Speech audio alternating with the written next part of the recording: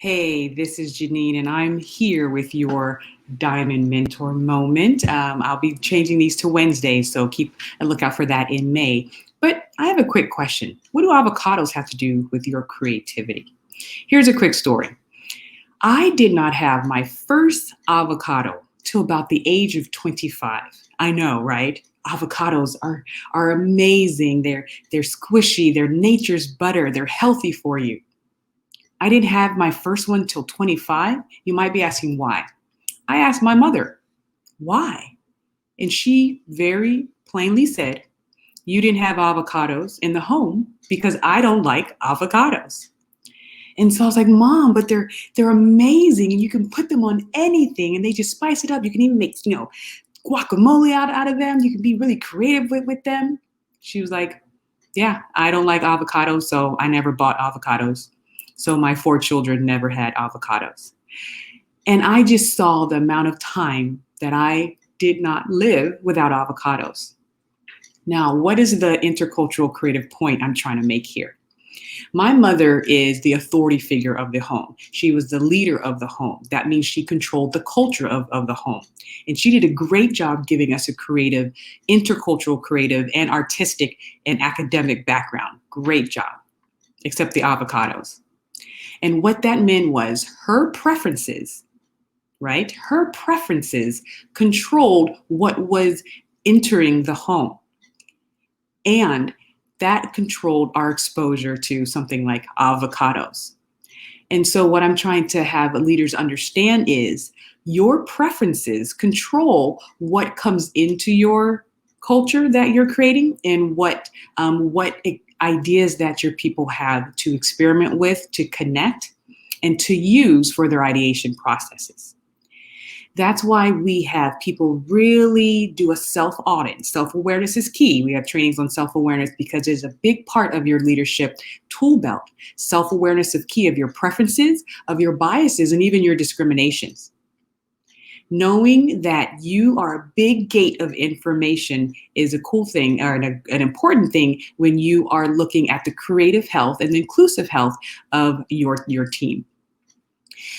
The number one indicator to highly creative thinkers is openness to experience. And the number one indicator of highly intercultural competent people is openness to new people who have different lived backgrounds. So if you have a preference of something like my example, avocados, we need to put in order of bringing those ideas in elsewhere. Here's an example. I don't eat liver. There's a meat out there called liver. People eat it. We grew up with it, did not like it anytime my mom cooked it. In fact, I don't even know where it is in the store. Therefore, my son has never eaten liver, even though I grew up eating it. He has not had that creative taste in his mouth to understand the palate of what liver tastes like. So because I'm now aware, I don't want him to have an avocado experience.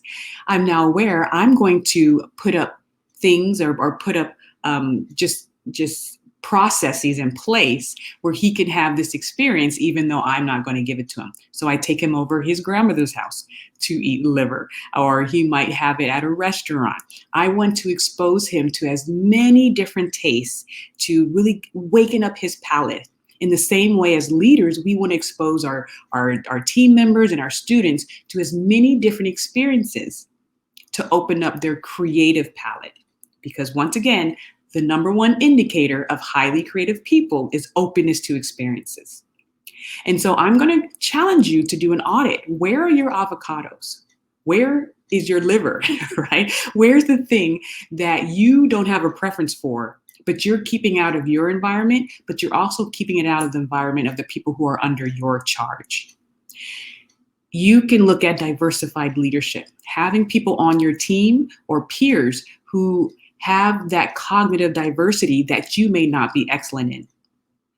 Having people bring in other experiences that you may not be excellent in is another way to make sure you're taking account for those avocados.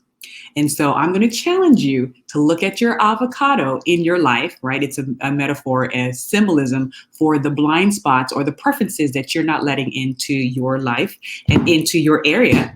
And I'm going to show you a beautiful avocado. Go eat your avocados. They are healthy for you.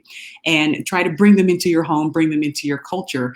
But look at the metaphorical avocados in your life and make sure you're exposing your teams, your students, and your children, if you have them, to as many experiences and as many foods and as many adventures as possible. That will widen and open up their intercultural creativity. That is your Diamond Mentor moment for this week. Diamond Mentor Moments. Don't forget, at cafestrategies.com, we have your trainings on inclusion, on creative thinking. We combine them both, microaggressions, bias training, leadership training, and also perspective shifting training, which is an integral part for leaders to have today. We have wonderful, fun, creativity boxes that we send to your people. It helps with team building, it helps with team cohesion, and for all of us to get on the right track, to get revived, and to go into our future with the creative, intercultural, creative just position that we need to be for 2021. We can do this together. Reach out if you have any questions. Thanks for watching today, and I will see you next time. Bye-bye.